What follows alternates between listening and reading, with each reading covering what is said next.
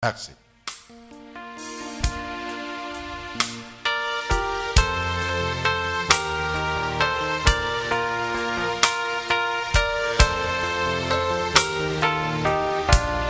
Alléluia.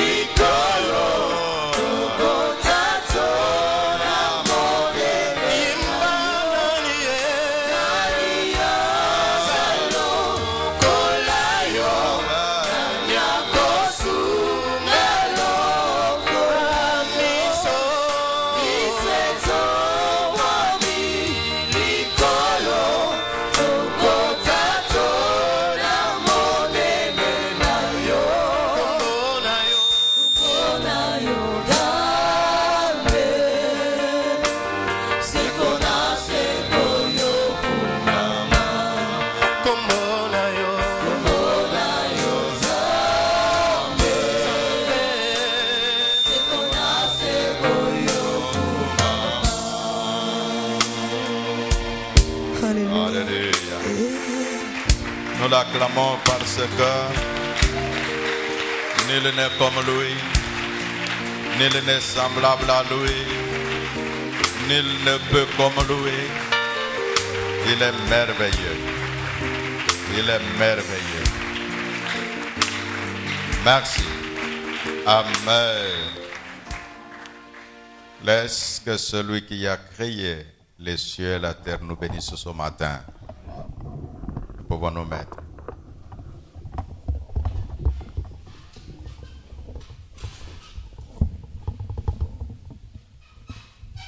Parler à un leader, c'est parler à plusieurs personnes à la fois. Pourquoi? Parce que le leader a derrière lui autant de personnes qui l'écoutent. Quand lui a écouté, c'est plusieurs personnes derrière lui qui vont écouter également. Hier, dans notre Jaco 2018, j'avais donné une brève introduction en commençant par Esaïe. Qui peut nous aider avec les chapitres? Pardon? Pardon?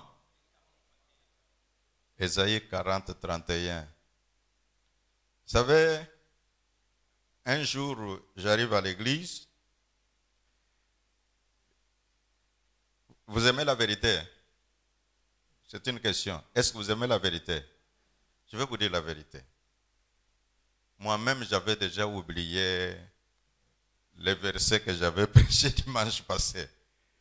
Alors j'arrive, je dis, je vais demander que quelqu'un nous rappelle le message du dimanche passé.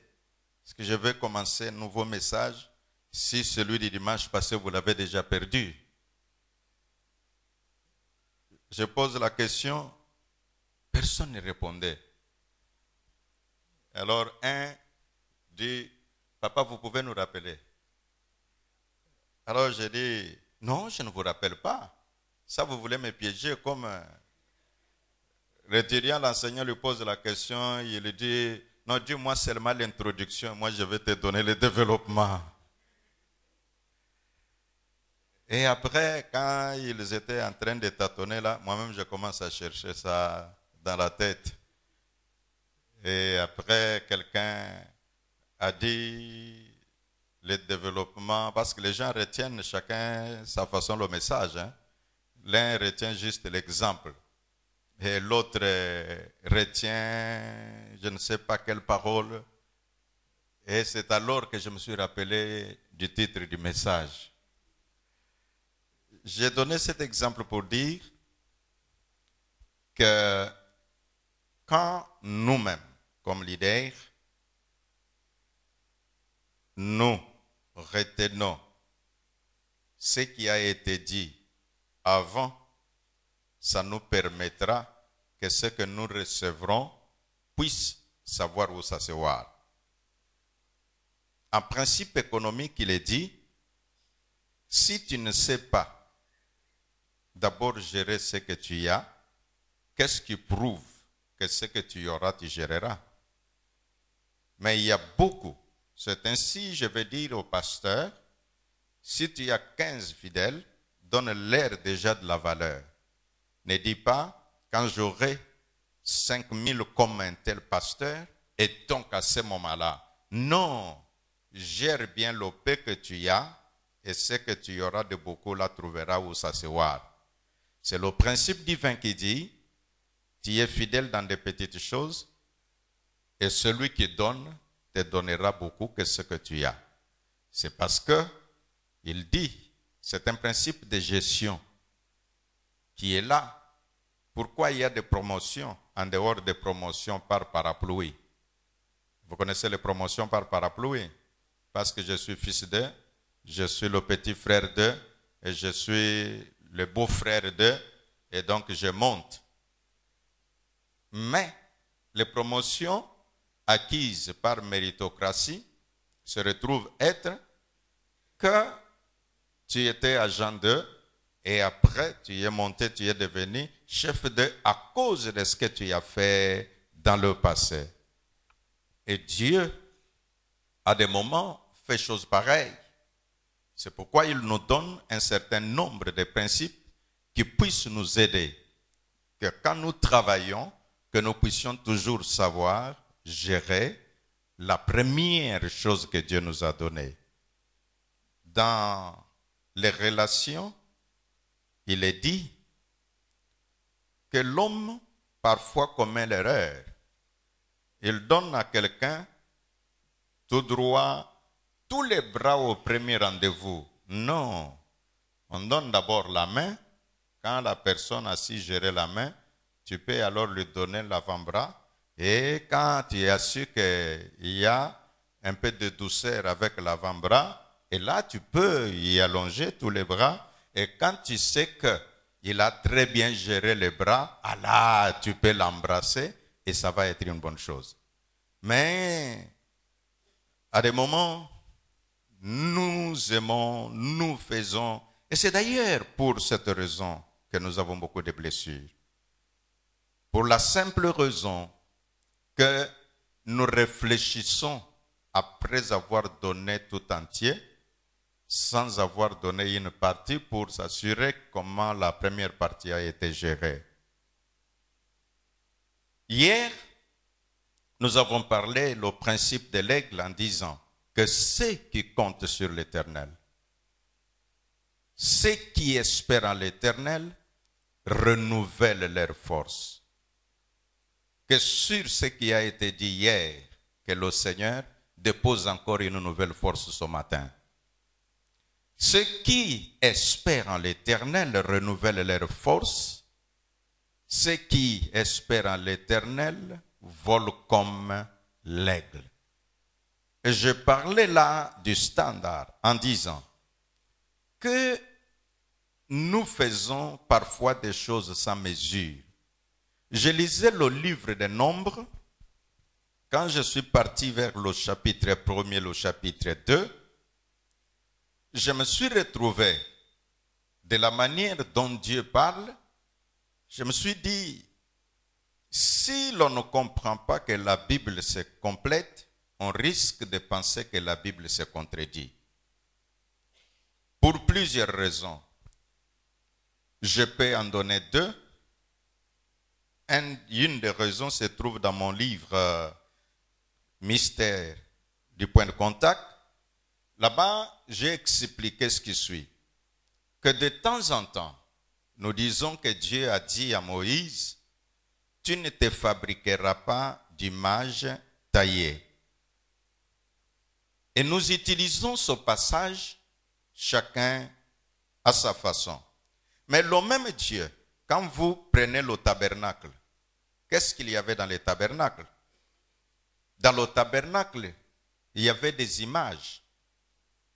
Or, quand Dieu dit à Moïse, tu ne te fabriqueras pas d'image, et il lui dit, ni des choses qui sont dans les cieux, ni des choses qui sont sur la terre. Mais dans les tabernacles, les images qui étaient là, c'est quel type de choses? C'était des choses qui sont dans les cieux et des choses qui sont sur la terre. Parce que dans les tabernacles, il y a là-bas les chérubins fabriqués en or sous l'instruction de Dieu.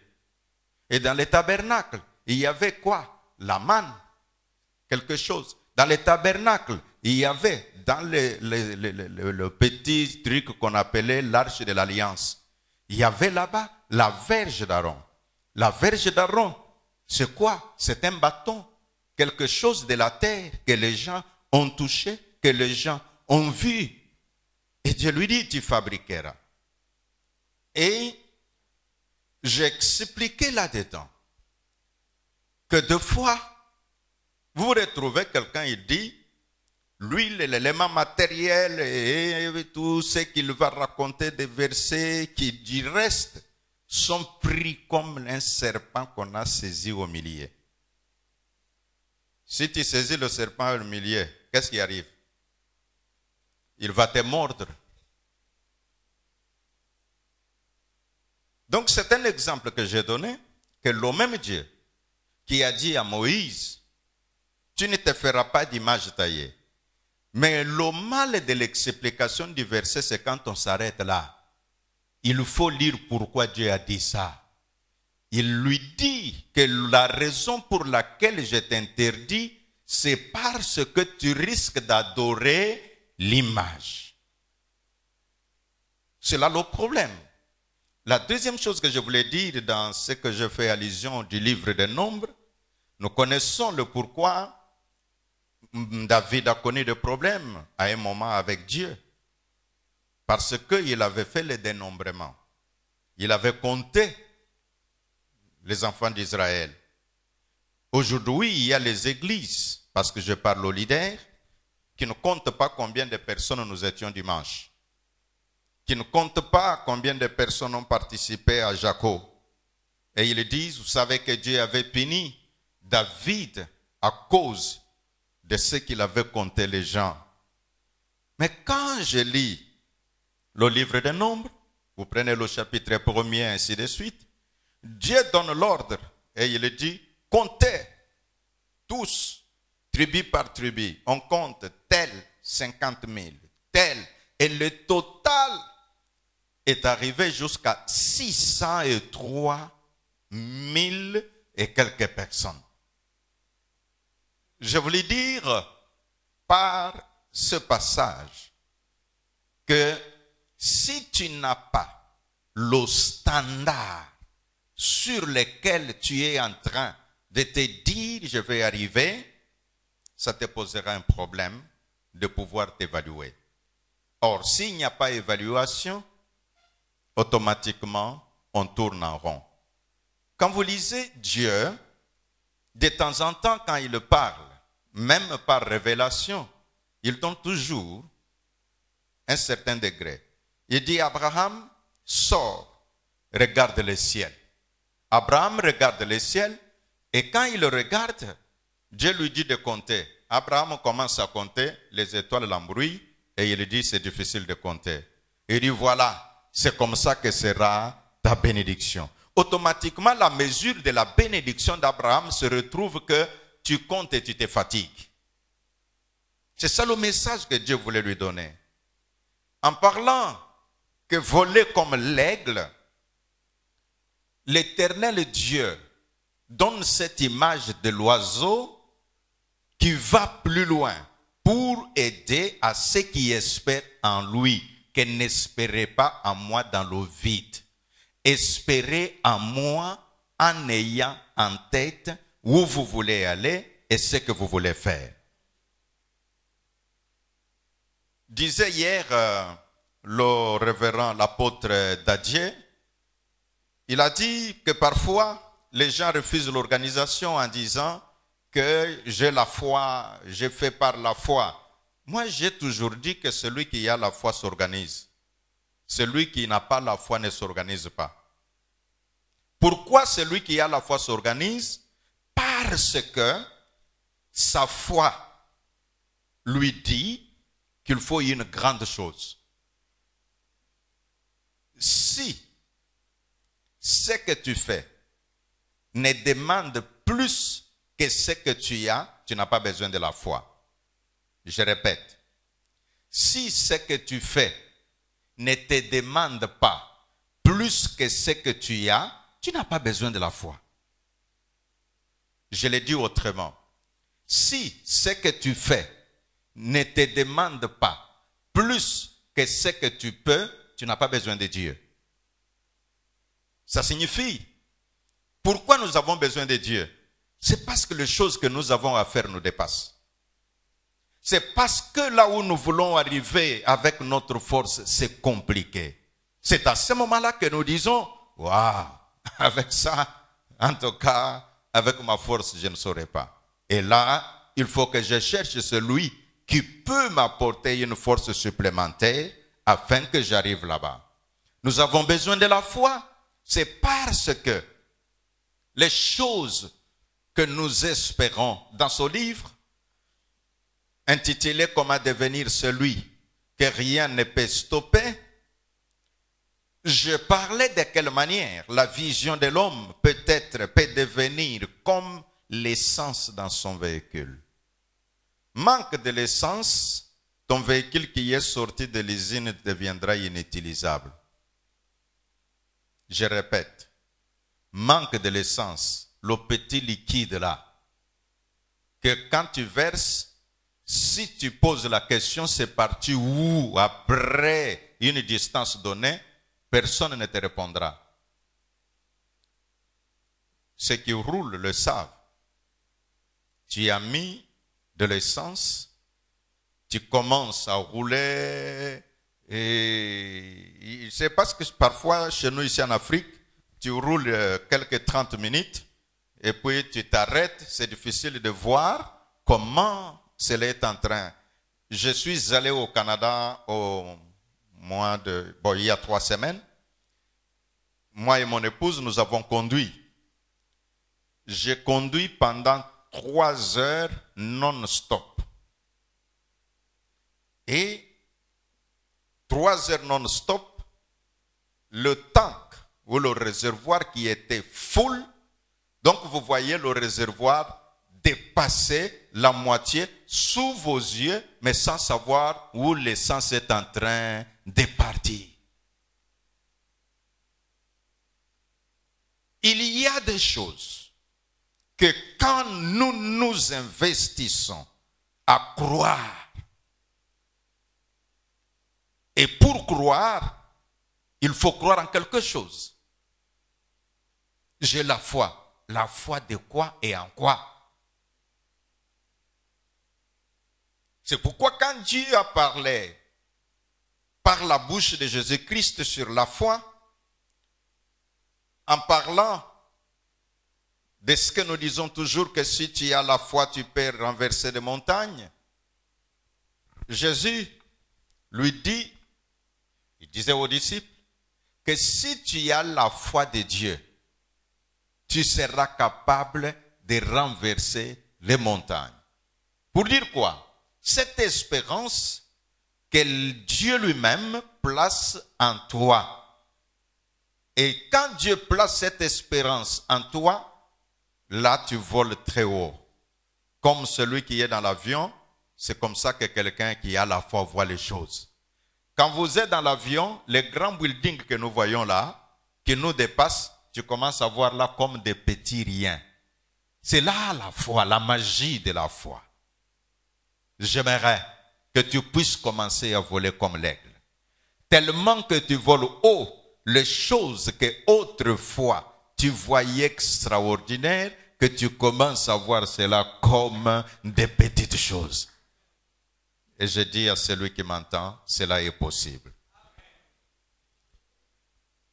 En parlant de voler comme l'aigle, je veux nous amener dans un petit exercice.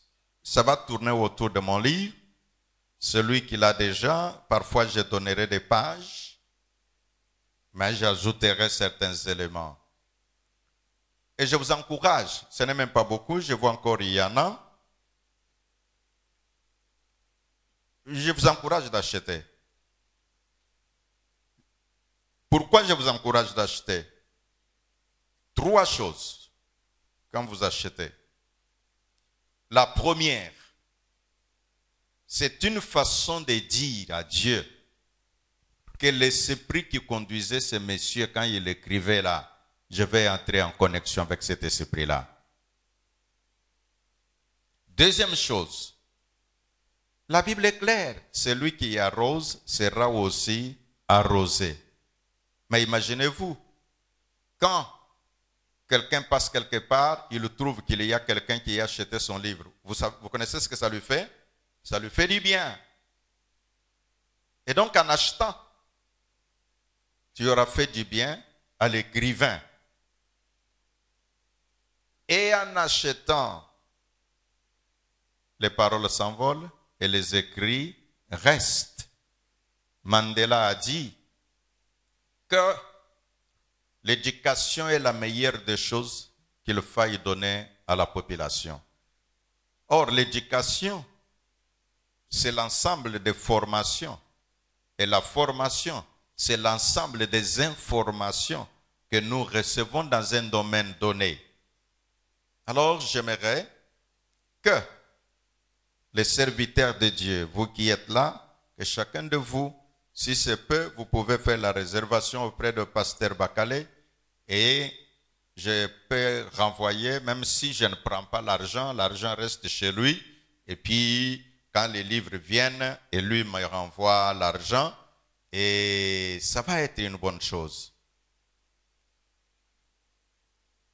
Et ceux qui auront acheté, je peux prononcer ne fût-ce qu'une parole de bénédiction sur eux, afin que le Dieu qui marche avec moi, moi je viens de très loin. Dieu m'a pris de très loin. Ceux qui m'ont déjà écouté, j'avais donné une fois mon témoignage en disant que moi là, si tu me parles de quelqu'un qui est dans une maison, là où il pleut, il reste debout en train de veiller, où est-ce que ça ne pleut pas, j'ai dit, j'ai déjà été là. Et donc, quelqu'un qui me connaît est arrivé chez moi, il me regarde et il dit, ah papa, est-ce que moi aussi Dieu peut faire avec moi ça? Moi j'ai dit, mais toi-même tu vois, tu connais d'où je viens et tu vois là où je suis et je t'informe que ce n'est même pas encore terminé, ça continue. Et alors, il dit, ah, Et puis, quand vous voyez la personne s'étonner, c'est comme s'il peut dire à Dieu, Dieu, arrête, ne continue pas avec lui. Donne-moi d'abord pour que moi aussi je le retrouve. Non, Dieu n'agit pas comme ça. Ce qui est à toi est à toi. En parlant de devenir celui que rien ne peut stopper, je vais nous amener dans cette pensée de l'apôtre Paul. Il dit dans le livre des Philippiens, en le prenant par le chapitre 4, verset 9, verset 12 et verset 13, c'est le verset 13 qui va beaucoup nous intéresser, mais nous lisons en disant ceci. Ce que vous avez appris, reçu et entendu de moi, et ce que vous avez vu à moi, mettez-les en pratique et le Dieu de paix sera avec vous. Là, nous voyons l'apôtre qui dit un certain nombre de choses.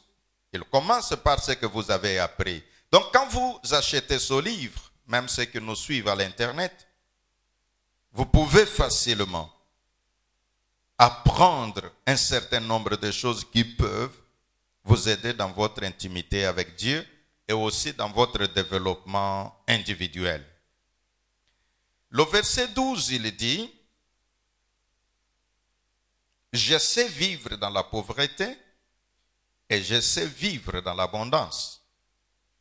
Partout et en toutes circonstances, j'ai appris à être rassasié et même à avoir faim, à être dans l'abondance et à être dans les besoins. » Le verset 14, il dit, et je disais verset 13, « Je peux tout par celui qui me fortifie, c'est lui le Christ. » Maintenant, en analysant ce passage, il commence par dire que je sais vivre dans l'abondance, tout comme je sais vivre dans la misère. Le problème de plusieurs d'entre nous, c'est de penser que quand la misère t'arrive, tout est arrêté. Mais l'apôtre lui dit non, qu'il y ait abondance, qu'il y ait misère. En tout cas, moi, je sais que je suis capable de quelque chose. La notion de l'instoppable se retrouve être sur le fait que l'homme créé à l'image de Dieu, cet homme qui est appelé à voler comme l'aigle, je l'ai dit hier, que quand l'aigle vole plus haut, ça ne signifie pas qu'il n'y a pas d'obstacle sur son chemin. Il y a d'obstacles, mais lui va et il croise l'obstacle et il va au-delà. C'est cet exemple que j'ai donné, que quand vous êtes dans l'avion, le pilote est là, il voit devant lui, il y a des nuages. Mais parce que le radar lui aurait déjà dit que le nuage là, même s'il est épais, tu vas le traverser, le nuage que nous voyons, c'est matériel. Parce que parfois, quand nous voyons très loin, nous pensons comme si c'est juste de vapeur. Non, c'est quelque chose de réel qui se condense et quand vous entrez dedans, vous sentez que vous êtes en train de frapper contre quelque chose. Et le pilote va, il entre dans cette obscurité matérielle. Alors, l'instoppable, lui, c'est cet homme qui croit. C'est cette femme qui pense que même si devant moi, il se présente une obscurité physique, moi je traverserai. C'est là que dans la partie introductive de cette notion de l'instoppable, vous pouvez également en faire une référence dans le livre de 1 Samuel chapitre 17. Vous connaissez de quoi il est question? Il est question du roi David. Et j'aime dire que les héros sont nés dans la cendre. Je répète, les héros sont nés dans la cendre. La cendre, vous connaissez, n'est-ce pas? De la poussière, quand il y avait le feu, il n'y a plus rien, et après quelque chose sort de là. Et je crois en ça, et nous ferons des prières à ce sujet. que de là où il n'y a rien, quand Dieu parle, quelque chose peut jaillir. Dans cette introduction, je peux tout par celui qui me fortifie. Le concept de l'instoppable, c'est dans ce monde où nous sommes, comme à l'église, il y a des personnes qui pensent que certains sont nés pour échouer et les autres sont nés pour réussir. Et moi, j'aimerais que celui qui m'écoute, même celui qui nous suit par les médias, si c'est à quoi tu pensais, qu'il y a des gens qui sont nés pour réussir et il y a des gens qui sont nés pour échouer, bon, je ne sais même pas dans quelle catégorie tu te places. Le malheur est que la plupart des personnes se placent dans la liste de ceux qui sont nés pour échouer. Mais moi, je suis venu avec un crayon rouge. Je suis venu avec un bic rouge. Et ce bic rouge, si tu étais sur la liste de ceux qui sont nés pour échouer, et moi, je vais effacer cela avec le bic rouge et je vais faire un transfert. Et le transfert, c'est le bic vert que je vais mélanger avec le bic bleu de la couleur du ciel afin que tu quittes sur la liste de ceux qui sont nés pour échouer, que tu y entres sur la liste de ceux qui sont nés pour réussir. Et donc, l'aigle, même, je l'ai dit hier, même dans l'œuf, c'est toujours l'aigle. Je reprends. L'aigle, même dans l'œuf, c'est toujours l'aigle. Même quand c'est encore comme le tout petit là, c'est toujours l'aigle. Les plumes seront en train de pousser. Je vais dire à quelqu'un, les plumes sont en train de pousser. Comment ça pousse? Ce n'est pas ton problème. Les gens s'étaient posé des mêmes questions. Vous connaissez l'histoire de Marie. Quand l'ange lui parle, parce que tu penses que tu es la première personne à poser des questions, comment ça va arriver? Marie s'était posé la même question. Et l'ange lui dit que le Saint-Esprit. Et Marie n'avait jamais vu le Saint-Esprit. Et quand nous parlons de l'ange, toi tu veux l'ange avec je ne sais pas quoi. L'ange c'est un envoyé de Dieu. Et si tu penses que tu as un envoyé de Dieu devant toi, je t'annonce et je communique qu'effectivement, une force que toi tu ne vois pas descendra sur toi. Cette force, tu ne sais pas comment ça se passera, mais tu verras seulement que les choses commencent à arriver. Bon, je vais dire à quelqu'un, le moment que Marie voyait l'enfant se former dans son sein, elle ne le savait pas parce qu'elle n'avait jamais conçu. Mais je n'ai pas besoin de savoir si tu avais déjà quelque chose ou tu n'as jamais eu. Je vais seulement dire que les bonnes choses existent encore. Si tu penses que pour que ton église avance, il faut que l'église du voisin disparaisse, je te dis qu'il y a beaucoup d'âmes à pointe noire. Mais je vais dire à celui qui m'entend, parce qu'il y a les gens qui croient que pour que je réussisse, il faut que l'autre échoue. Non, je dis, si tu souhaites l'échec, tu échoueras aussi. Si tu souhaites la réussite, tu réussiras. Parce que les principes et les lois de Dieu sont pareils, que tant que la terre et les cieux existeront, la loi de la moisson et des semailles existera certainement. Autant dit que tu sèmes le succès dans ta pensée pour l'autre, l'Éternel fera que cela retourne.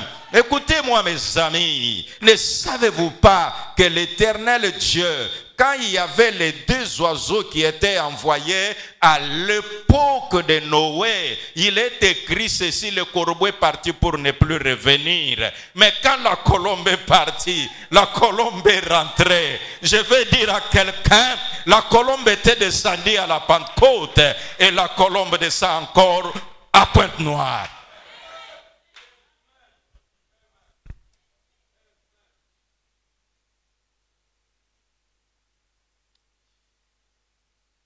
Comment devenir celui que rien ne peut stopper? Achète ce livre, ça te fera beaucoup de bien.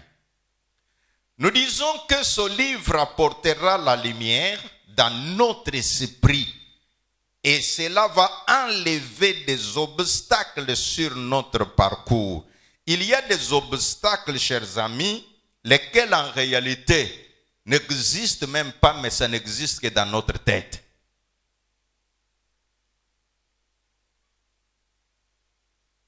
Tu vois quelqu'un et dit, c'est plein, c'est parsemé des obstacles.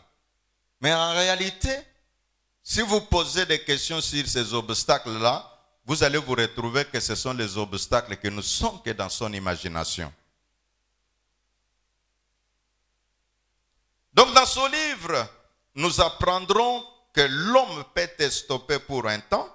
C'est écrit, c'est un principe que j'ai dévoré, auquel j'ai cru.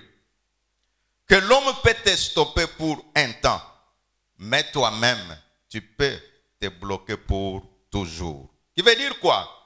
Ces histoires que nous disons, je n'avance pas parce que mon père ne m'avait pas envoyé à l'école, je n'avance pas parce que je n'avais pas eu de grand frère, je n'avance pas parce que je n'ai pas quelqu'un dans notre famille qui pouvait aussi m'étirer, comme disait quelqu'un, que miséricorde signifie quelqu'un tiré dans la misère par une corde qui est la corde de la puissance et de l'amour de Dieu. Donc cette corde-là n'est pas encore cassée. Cette corde-là existe encore. Ça existe par le biais de l'amour de Dieu manifesté en Jésus-Christ. C'est pourquoi l'apôtre Paul a toujours dit dans son livre, quand vous prenez l'épître aux Romains, il dit, si lui n'a pas épargné son propre fils, comment ne nous donnera-t-il pas toutes choses avec lui? Qui signifie que quand nous avons Christ, quand nous gardons Christ, il y a des choses qui suivront.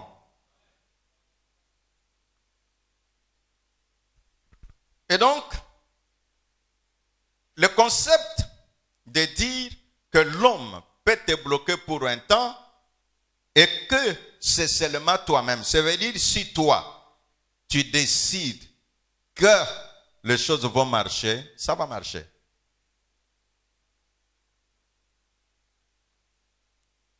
Pour que ça marche, pas nécessairement que ça marche comme pour l'autre, mais ça marchera à ma manière parce que Dieu est un Dieu multicanaux, est un Dieu multisystème. Donc le diable, les sorciers peuvent te stopper pendant un moment. Mais toi-même, tu peux te bloquer ou te délivrer. Donc ce livre, avec l'aide de Dieu, permet à l'homme de savoir, comme qui dirait, faire de l'auto-prise en charge. De ne pas trop jeter la responsabilité de ces échecs sur d'autres personnes. De croire que oui, l'autre peut m'aider à avancer. Mais, et je vais même vous dire un principe économique très cher, que les aides n'amènent pas le développement. Je le répète, les aides n'amènent pas le développement. Si les aides amenaient le développement, l'Afrique serait le continent le plus développé. Tout ce qui amène le développement, c'est la production. Ce qui signifie aussi pour toi comme individu, si tu n'attends que des aides, je vais dire au pasteur, il y a des intercesseurs qui prient pour toi. Si toi-même tu ne pries pas, tu ne te développeras pas. Si toi-même tu pries, si tu produis, j'aimerais que les pasteurs commencent à produire. C'est pourquoi même les offrandes que nous recevons, même les dîmes que nous recevons, le temps, ça va évoluer où on aura des pasteurs entrepreneurs en Afrique. Parce que sous d'autres cieux, il y en a déjà. Peut-être toi, tu as cru, tu as commencé le ministère.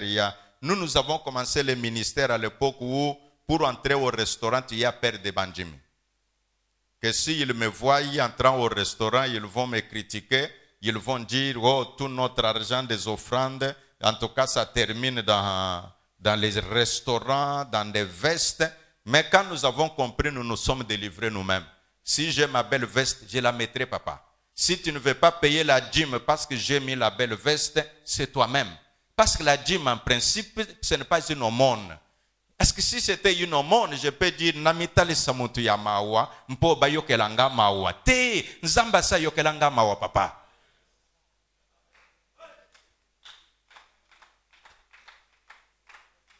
Qui veut dire quoi? Si j'ai besoin de faire mon petit commerce, en tout cas, je le ferai, et puis mon ministère, je le ferai. Je peux vous dire, comme je vous parle là, j'ai acheté des hectares chez nous là-bas pour l'agriculture. Les tracteurs sont déjà passés au mois de juillet et on attend la pluie pour que les tracteurs passent afin que la semence commence.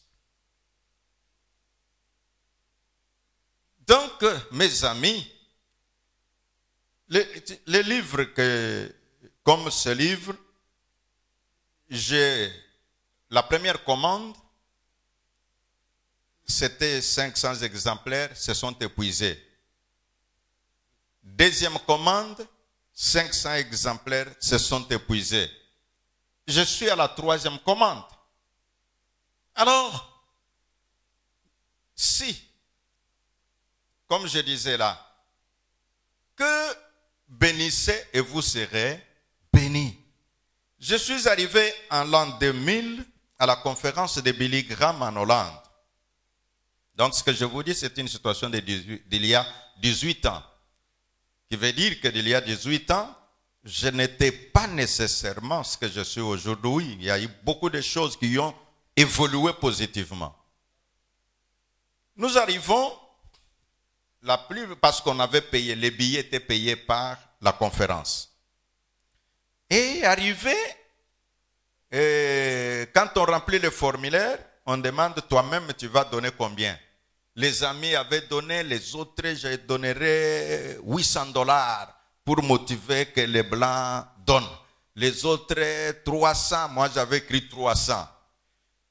Alors nous arrivons, le premier, il venait, si c'est du Libéria ou là, il entre, il leur dit, il y a eu beaucoup de choses après ça, je n'ai pas pu, et on lui dit, oh, sorry frère, ok, pas de problème, c'est tout, prends seulement ton macaron, prends tes affaires, va, on te montre la chambre. Dès qu'il a rapporté, tous les Africains ont pris la même histoire. Dès qu'il entre, mon église s'est dispersée après tout cela. Maintenant, moi je dis, non, en tout cas, moi je vais donner. Alors, les gens qui m'attaquent, mais écoutez, et les autres même, lui-même, il vient de quel pays? Alors là, on dit, il vient du Congo de Kinshasa. Voilà, c'est toujours comme ça, des gens comme ça. Et pour montrer quoi? Alors moi, je leur ai dit, non, ces gens ont déjà fait leur part. Ils ont payé pour vous les billets. Ils ont payé l'hôtel. Ils vont vous nourrir. Et puis la conférence était assurée. C'est-à-dire pendant les 10 jours que quelqu'un quitte son pays et que quelqu'un rentre, si un problème lui arrive, c'est la conférence qui prend ça en charge. Alors, et vous voulez quoi? Oh non, ils ont des millions, toi tu n'as rien, et tout ça. Je leur ai dit, non, non. J'ai dit qu'il faut contribuer. Ce que je donne, ça n'achète même pas les billets. Parce qu'à son temps, les billets, comme c'était en Hollande, c'était $1200. Alors j'ai dit, je vais payer. Et j'ai payé. Quand je payais, tout ce qui m'arrivait, c'est de dire, si ces gens-là, nous disons qu'ils sont bénis, ils sont bénis par qui? C'est par Dieu. Alors si aussi je participe dans ça, il y a une part qui me reviendra. C'est pourquoi la mentalité des leaders est appelée à changer. Le changement de mentalité permet à l'homme de briser les obstacles. Le changement de mentalité permet à l'homme de dire rien n'est impossible à Dieu et rien n'est impossible à celui qui croit. C'est aussi ça devenir un instoppable. Donc, je t'encourage d'acheter ce livre. Peut-être tu diras, ah, l'évêque fait un bon marketing pour son livre. Mais, papa, si tu ne parles pas de toi, qui le fera mieux que toi-même?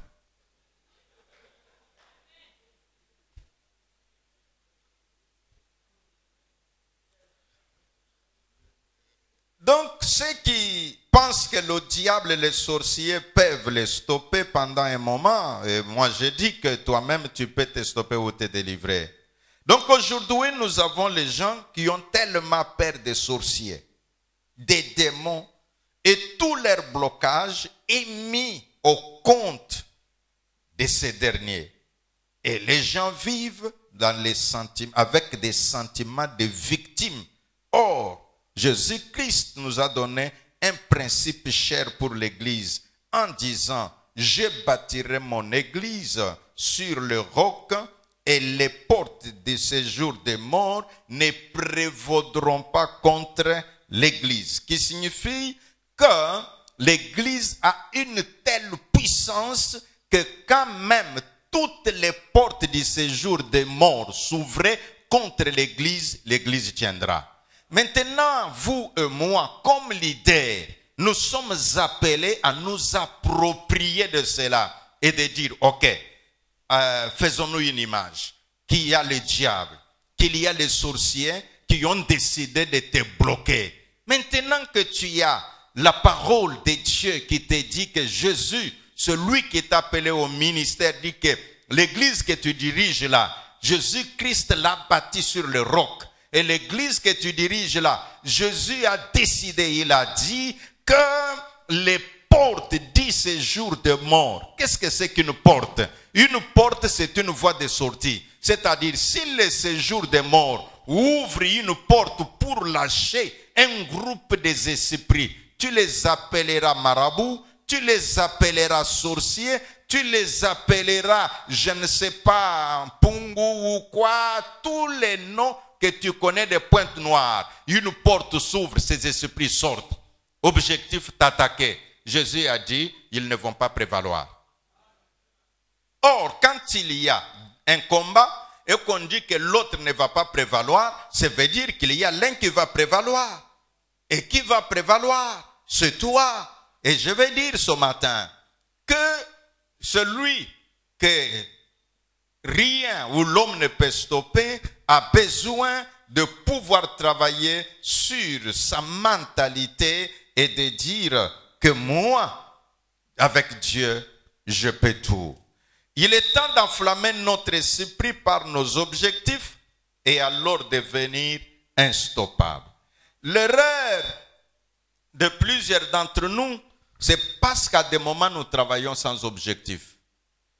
Quand tu fais ton travail à l'église, sache quels sont les objectifs que tu es en train de poursuivre en telle période. Comme ce mois, nous sommes au mois de septembre, tu pries, tes prières sont dirigées vers quel objectif? Seigneur, aide-nous. La croissance de notre église. La croissance est un mot vague s'il n'est pas quantifié. Je répète. La croissance est un mot vague s'il n'est pas quantifié. Le mot là, si on n'a pas mis ça en termes de quantité, ça devient vague. C'est pourquoi Jésus, quand lui parle, il dit, si tu dis à la montagne, non, Jésus n'a pas dit ça. Il dit, si tu dis à cette montagne, c'est une démonstration de dire cette montagne. Or, la foi, c'est la démonstration des choses qu'on ne voit pas. Et donc, tu ne vois pas le nombre ou quoi, mais déjà par la foi, tu dis, nous sommes à 100 personnes, nous voulons devenir 150. Et là, tu te permettras de dire que les 150, comment nous les aurons. En te fixant l'objectif, tu sentiras en toi. C'est là que je parlais que les objectifs enflamment notre esprit. Tellement que tu es possédé par cet objectif-là, tu travailleras en fonction de cet objectif. Et la force que tu auras ne viendra pas de l'extérieur, la force que tu auras viendra de l'intérieur. Et cette force qui vient de l'intérieur te permettra la production.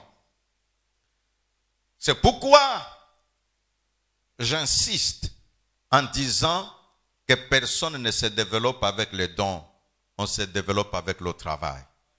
On se développe avec la production. C'est quand tu as l'objectif des 50 que tu te diras, où est-ce que je me retrouve? Même si tu passes devant les autres qui, les réactions ou quoi, et c'est plein de gens, non, ce n'est pas ton problème. Ta mesure n'est pas eux. Ta mesure, c'est ton objectif. C'est-à-dire, moi, quand je marche, je ne me compare pas à quelqu'un d'autre. Pourquoi? Parce que je me compare à moi-même. Et quand je me compare à moi-même, c'est en fonction de mes objectifs. Exemple, je viens de vous parler de cette affaire de l'agriculture. Et on m'a interviewé par le caméraman ce matin. Ils m'ont demandé, bon, quel objectif tu as cette année? J'ai dit, j'ai mon objectif pour que mon 3e livre sorte. Bon, comme j'ai déjà commandé, j'ai déjà payé la facture pour l'impression de ce livre qui est imprimé en France et que la semaine prochaine, il est possible que la livraison va arriver. Bon, c'est l'autre, son objectif est d'acheter une voiture. Est-ce que moi je suis dans ça? Quand je le verrai acheter sa voiture, je ne pleurerai pas. Je dirai gloire à Dieu pour sa voiture et moi je dirai gloire à Dieu pour mon livre qui est sorti. Si j'ai payé mes factures pour que les tracteurs viennent faire pour moi des semences, est-ce que toi tu vois ça? Tu ne vois pas. Mais celui qui peut-être aura acheté sa belle chaussure qui lui a coûté $1000. Vous savez qu'il y a des chaussures qui coûtent $1000. Alors sa belle chaussure qui a coûté $1000, ça se voit. Quand nous nous rencontrons, j'ai dit, ah Seigneur, ah quelle chaussure. Et il y a des petits, s'il a porté cette chaussure-là, la démarche. Si vous êtes là, dès que vous êtes là, il fait comme ça. Toi, tu crois que c'est la jambe qui est fatiguée. Non, la jambe n'est pas fatiguée. La jambe est en train de dire, mais comment ils vont voir ça? Non, parce qu'il n'y a pas de problème. Si son objectif était d'avoir sa chaussure, ok, son cœur est content. Mais moi aussi, avec mes objectifs, je travaille. Et le moment viendra. Chacun de nous pourra être content en fonction de ses objectifs. Quand tu marches sans objectif, papa, tu marches comme un pilote sans boussole.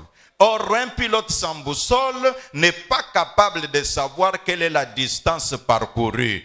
Or, si tu ne connais pas la distance parcourue, tu auras couru en vain. Devenir celui que rien ni personne ne peut stopper nécessite. C'est ainsi, c'est cette vérité qui a permis à Paul de dire, je peux tout, non pas par moi-même, par Christ. Donc acceptons d'acquérir les connaissances pouvant libérer notre esprit. C'est là que M. Nelson Mandela a dit, si nous voulons libérer nos populations de la pauvreté, et autre mot, donnons l'éducation. Et il a ajouté que son père lui a donné ce que lui n'avait pas eu. C'était l'éducation. Son père n'était pas éduqué comme lui, mais son père l'a envoyé à l'école. Quand il a appris, les choses qu'il a apprises, ça l'a rendu capable de tenir avec les autres le discours qui était réfléchi et d'avoir des aspirations. Un homme a dit, tu peux avoir des défauts, être anxieux et toujours en colère, mais n'oublie pas que ta vie est la plus grande entreprise au monde. Seulement, toi, tu peux l'empêcher d'échouer. Je reprends cette phrase. Que tu peux avoir des défauts. Je répète, tu peux avoir des défauts. Je continue. Tu peux être anxieux. Tu peux être toujours en colère. Mais retiens une chose, que s'il y a une entreprise au monde que tu ne permettras pas d'échouer, c'est ta vie. Tu te dis, il y a des entreprises, chacun a telle entreprise, donc moi, je ferai de ma vie une entreprise. Je ferai en sorte que je n'échoue pas dans la vie. Et je travaille sur cette entreprise-là. Mais la plupart d'entre nous, nous perdons tellement le temps de parler des autres que nous ne nous occupons pas de nous-mêmes. Moi, si tu m'appelles, tu as beaucoup des unités à parler de Pasteur Bakale, tu as beaucoup des unités à parler de Bishop Zabatou, tu as beaucoup des unités à parler de Dadier, tu as beaucoup des unités à parler de Sylvain ou autres. En tout cas, je dirais, bon, il y a beaucoup d'unités de parler de tous ces gens-là. Mais moi, je n'ai pas beaucoup d'énergie de t'écouter. Oui, parce que lui a ses unités. Tu vas l'empêcher de les utiliser. Mais sauf toi, tu peux t'empêcher de dépenser tes énergies. Et puis j'aime dire aux gens, pourquoi tu vas accepter le travail pour lequel tu ne seras jamais payé? Je répète. Pourquoi te donner toi-même un travail pour lequel tu ne seras jamais payé? Dis-moi, en disant que, oh, l'évangéliste c'est Célestine ou Alphonsine ou je ne sais pas, oh, tu vois, quand elle se met à prêcher, oh, tu vois comment elle se tient, tu as vu d'ailleurs la jupe qu'elle était. Écoutez-moi, notre travail là, c'est un travail de communication.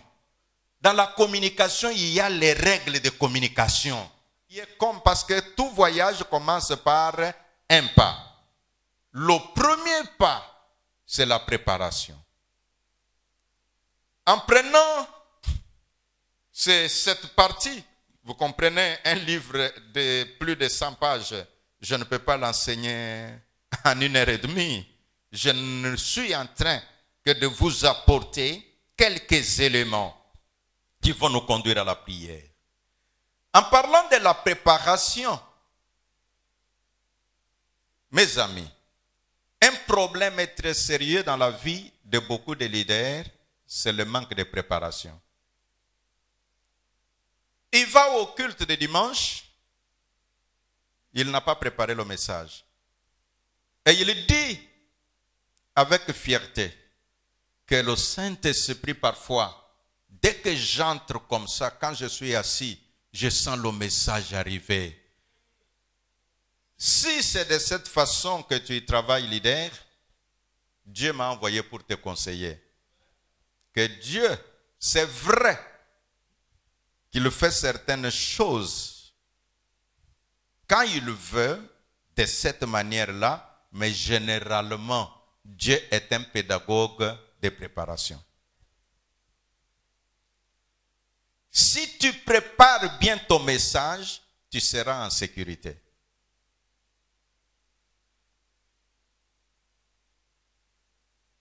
Mohamed Ali, qui n'est plus, c'est un boxeur connu, il dit ceci, qu'il n'aimait jamais chaque minute de son entraînement. Mais, comme c'est là la clé pour aller sur le ring, tout ce qu'il pouvait faire, c'est aller à l'entraînement. Et à l'entraînement, il se battait avec un ennemi imaginaire. Un adversaire imaginaire. Parce qu'à l'entraînement, il n'avait pas un véritable champion devant lui. Mais il se voyait devant un potentiel adversaire qui lui aussi est champion. Mais comment renverser ce champion-là? Qui veut dire quoi? Que la bataille était gagnée à l'entraînement et sur le ring, c'était la démonstration. Qui signifie pour toi et moi que si nous nous préparons, ça permettra que quand nous arrivons, nous serons dans l'assurance. Le temps de préparation, je nous amène tous dans la pensée de Dieu. Situé dans le livre de Josué. Vous verrez dans cette partie, nous l'enseignons beaucoup, Josué chapitre 6, versets 3 à 4. Et si nous retournons dans 1 Samuel où je vous avais parlé du chapitre 17, vous les prenez par le verset 23, 24, 34, 37, 45, 47. Je me répète. Josué 6.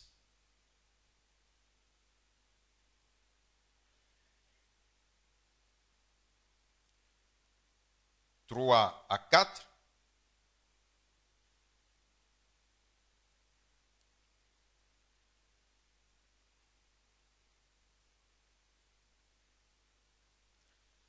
La Bible dit,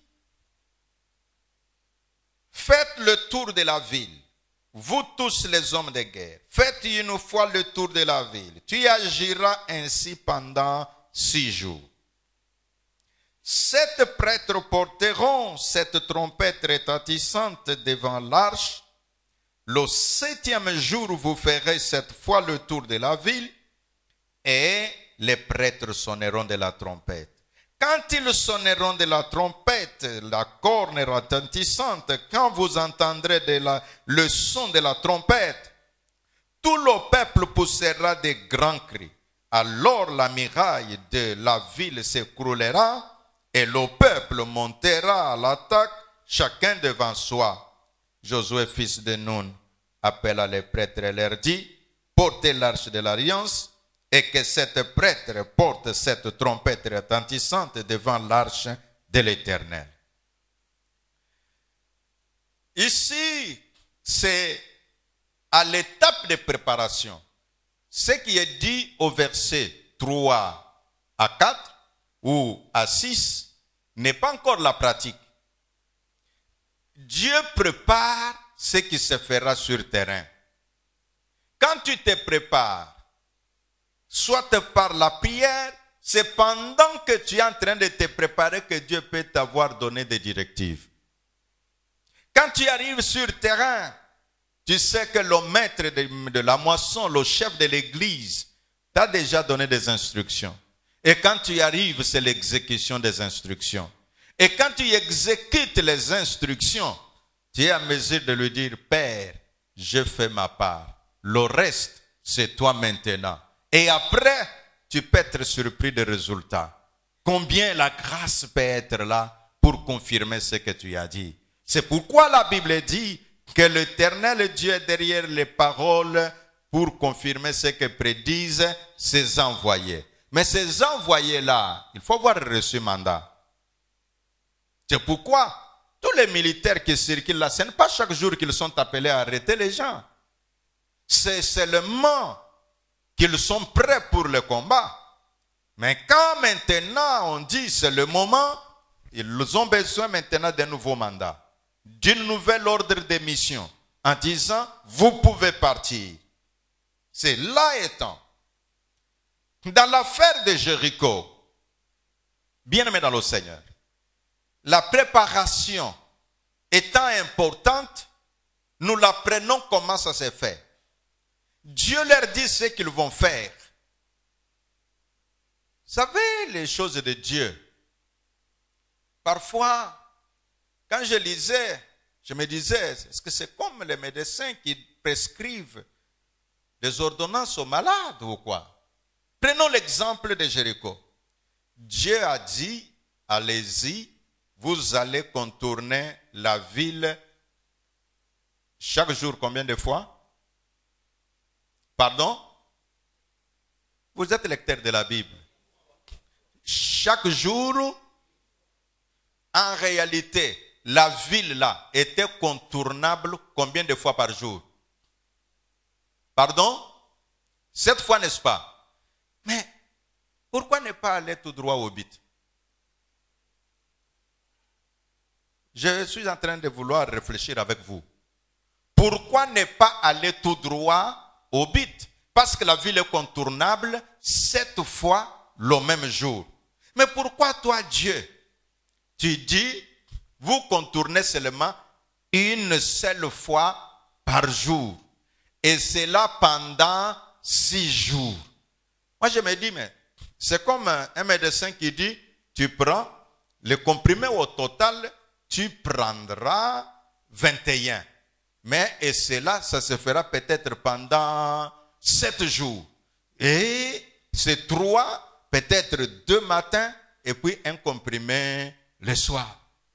Et je pense, un malade qui veut mourir vite peut dire, mais si tel est le cas, pourquoi ne pas prendre le 21 là, le même jour là? Parce que je vais en finir, je sens tellement mal que je ne vais pas attendre. Pasteur, combien de fois nous nous sommes retrouvés nous-mêmes dans une situation embarrassante, parfois à cause de nos déclarations compliquées. Mon Dieu, c'est un Dieu du tic-au-tac. Mais l'homme veut bien le tic-au-tac. Et quand il arrive, maintenant il faut négocier avec l'autre. Bon, il faut dire que moi je suis venu ici hier et je suis maintenant très bien. Et c'est quoi? Frères et sœurs, leaders, serviteurs de Dieu, Jéricho était contournable 7 fois le même jour. Mais, comme c'est Dieu qui instruit, il a dit, vous faites ce que je vous ai dit. Chaque jour, faites seulement une seule fois et puis vous retournez dans le camp. Celui que voyait au premier jour, ils ont fait. Et puis ils sont retournés dans le camp. Il peut même se moquer d'eux en disant, mais ces gens-là, pourquoi ils se font toute la peine là? Ils ont tourné un jour. Et puis ils sont allés s'asseoir. Et après, on n'a rien vu. Le deuxième jour, ils arrivent. Ils tournent encore. Et il n'y a rien. Le troisième jour, ils tournent encore. Et après, il n'y a rien. Et jusqu'au 6e jour. Maintenant, l'Éternel dit ok, ce que vous avez fait pendant 6 jours, chaque jour une seule fois, maintenant vous allez faire le tour de la ville 7 fois le même jour. Tout ce qu'il pouvait faire, c'est seulement obéir. La préparation est importante. Généralement, on ne se prépare pas. Et en ne se préparant pas, nous nous retrouvons devant des situations compliquées parce que toutes les maladies ne sont pas les mêmes. Vous savez, Jésus a dit même que cette sorte de démon ne sort que par le jeûne et la prière. Qui veut dire qu'il y a d'autres démons qui sortent dès que tu dis au nom de Jésus-Christ et les démons partent. Et alors toi tu prends que c'est la formule magique. Partout où tu iras, dès que tu dis au nom de Jésus-Christ, et non, préparez-vous toujours. La préparation est une étape importante dans la réussite du projet. C'est ainsi ceux qui apprennent la gestion des organisations, il est dit, la partie compliquée du projet, c'est son lancement. Quand le projet est déjà lancé, le reste, comme c'est selon un plan donné, ça va commencer à se poser comme un mur que l'on construit une brique sur une autre. Et voilà que ce monsieur, Josué, quand il a affronté Jéricho, ils se sont préparés. Quand tu veux faire quelque chose, prépare-toi. Le message du dimanche ne dit pas je prêche chaque dimanche, ce n'est pas grave, je connais comment je vais faire. Oui, c'est bien bon, tu connais comment tu vas faire, mais prépare-toi. La préparation ne constituera pas seulement la prière. Si vous prenez la parole de Dieu, ces gens n'avaient pas seulement la prière. Ces gens avaient plusieurs éléments. Il y avait l'obéissance à la parole de Dieu qui dit, vous allez contourner 6 fois. La deuxième chose, ils avaient des trompettes qu'ils devaient sonner. Et les trompettes, ce sont des moyens matériels qui doivent entrer aussi en scène. Et la troisième chose, il y avait leur disponibilité personnelle. Ils se sont levés, ils ont contourné la ville pendant tout ce temps-là. À l'issue de la combinaison de tous ces facteurs, le ciel de Dieu a agi et la muraille de Jéricho s'est écroulée. Et les gens qui étaient là, ils ont pris fuite, ils ont pris possession. Laisse que le leader qui m'écoute cet avant-midi, ou cet après-midi, ou celui qui nous écoute sur le net, je ne sais pas quel est ton heure, que tu aies toujours le temps de te préparer. Jeunes frères, jeunes ministres, souvent nous négligeons. Ce n'est pas le même jour que tu as l'appel que tout se fera de la même manière. Il y a des choses qui viendront étape par étape. Mais souvent les jeunes, dès qu'il a prêché, dès que les gens ont applaudi, dès que les gens ont dit « Ah, Dieu est avec ce jeune homme » et il dit « Je n'ai plus besoin de personne ». Non, mes amis, nous avons besoin les uns des autres. Quel que soit notre âge, dans la combinaison des générations, il y a la puissance. Je répète, dans la combinaison des générations, il y a la puissance. Où sont les jeunes qui peuvent, ils voient dans son église, ils voient que son père spirituel a déjà 50 ans. Il dit non papa, à 50 ans, tu ne peux pas jeûner comme nous. Toi là, tu avais jeûné, mais tu jeûnes même 3 jours, mais nous, nous jeûnons 15 jours pour toi. Mais aujourd'hui, les jeunes jeûnent 15 jours, ça devient un motif de mépris pour son père spirituel. Frère, tango azaki kubeta ba 21 jours. Yo zalaki, nano bongo rata motema te. Parfois nano botami kutu te. Azo kubeta ba 40 jours. Et puis ba jeune ya mikolo yo. Et puis mususu asali jeune. Jeune ango asalini. Asa kumel ba Red Bull. Epesi moi énergie. Tango yewana. Oh alléluia. Mais papa oyoza komona wana bazaki ko beta 3 jours sans manger, sans boire, mpe ya telemi assemblée pona babel. Bien-aimé dans le Seigneur, la préparation est une étape capitale. Si tu veux les grandes maisons, les grands étages qui montent, ce qui les soutiennent, c'est la bonne fondation. Si tu n'as pas une bonne fondation, tu t'élèveras, mais quand tu vas t'écrouler, ça sera très compliqué. Ne négligeons pas la préparation. Dieu aime préparer ses leaders. C'est pourquoi vous voyez, pour préparer Josué, il le laissait là, il était toujours derrière Moïse. Il était toujours envoyé. Parfois, Moïse l'envoyait même dans des opérations suicides. Il ne posait pas de questions à Moïse en disant, monsieur Moïse, toi tu es dangereux. Comment tu m'envoies moi sur les champs et toi tu restes moi à la montagne? Je vais lever mes mains vers l'Éternel, mais c'est moi qui vais aller mourir. Non, mes amis. Il disait à Moïse, Moïse, fais ton travail. Moi j'irai là où tu m'envoies. Je vais dire à quelqu'un, la préparation, c'est l'étape qui permet à l'homme de monter plus haut. Si tu veux monter plus haut, mets du sérieux dans la préparation. Quand tu te mets à préparer ton message, prépare, lis la Bible, prie comme il se doit. Quand tu t'élèveras, c'est ce qui permet, tu vois certains hommes de Dieu, ils parlent aux gens avec lesquels il s'entretient tous les jours. Mais ces gens-là ont toujours soif de l'écouter. D'autres même, les traitent de fanatiques. Non, ce n'est pas seulement parce que ce sont des fanatiques.